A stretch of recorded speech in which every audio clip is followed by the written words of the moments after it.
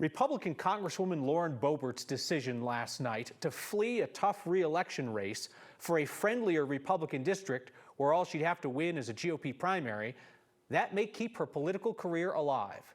Politics guy Marshall Zellinger looks at the challenge for Colorado's best known and most endangered elected Republican. It's the congressional district with a true divide: urban Douglas County and rural Eastern Plains, the urban-rural divide. This is Congressional District 4. It covers Highlands Ranch, Parker, Castle Rock, Loveland, Windsor, and the Eastern Plains. And it's the district Republican Congresswoman Lauren Boebert now wants to represent, which is significantly more Republican than Congressional District 3 on the western slope in southern Colorado. I just feel like there was a larger middle in the third, where in the fourth, there's no middle.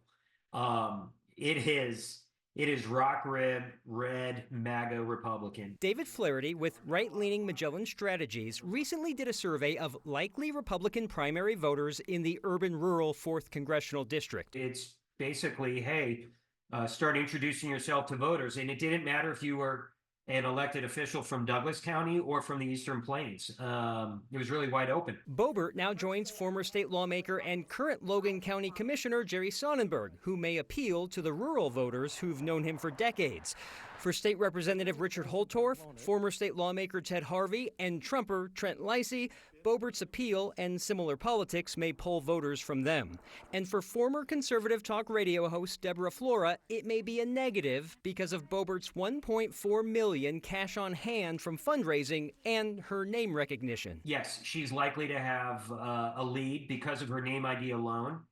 I would also say because of her politics, it's likely to resonate with many of Republican primary voters. From a party perspective, we certainly don't think it was the best move. Colorado Republican Party Chair Dave Williams told CNN today seeing Boebert want to swap districts is not ideal. She's got a serious challenge on her hands trying to explain to the voters of CD4 why she felt it was necessary to leave CD3 and have a better chance at keeping her seat in Congress.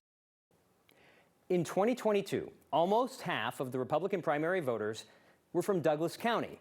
So whoever wins the primary in June will likely either have to win the Eastern Plains rural voters or the Douglas County voters. They likely are at odds with each other, similar to the Republican Party, apparently. I mean, one apparent winner would be whoever comes out of that Republican primary now in what is currently Boebert's district, because they walk in without her baggage in a heavily Republican district. And now maybe we're going to see brand new Republicans join that race because you weren't going to go up against an incumbent like we saw in CD4 once it got vacant. Everybody and their mother starts running for that seat.